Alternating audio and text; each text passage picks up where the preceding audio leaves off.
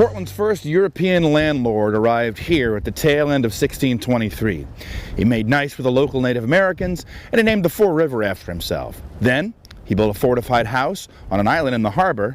He left 10 men behind to look after his stuff, and he sailed back to England the following summer, making him Portland's first absentee landlord, too.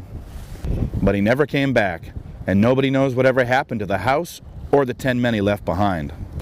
Christopher Levett was born 431 years ago this week, on April 5th, 1586. And he bought Portland in a 6,000-acre deal, sight unseen, from what they called the Council of New England. I'm not sure what made those guys think they owned the land.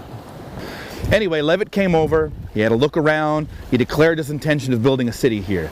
He wanted to call it York after his hometown. He said the natives in the area called this place Quack. When Levett got home to England, he wrote a kind of combination travel brochure and sales pitch.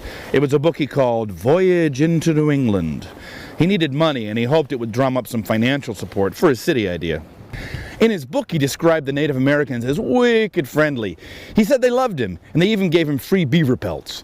He also claimed they gave him permission to build a city here. Now, of course, that's a totally one-sided recollection of events, and he was selling something, so take that with a grain of salt. Levett also wrote that the salmon and the sturgeon fishing was great, and there were plenty of tasty seabirds to eat. And the timber, plenty of timber to build ships, not to mention the rich, fertile soil for growing stuff. Yes, he admitted, the winters were tough. Yeah, but they were short. Yeah, right.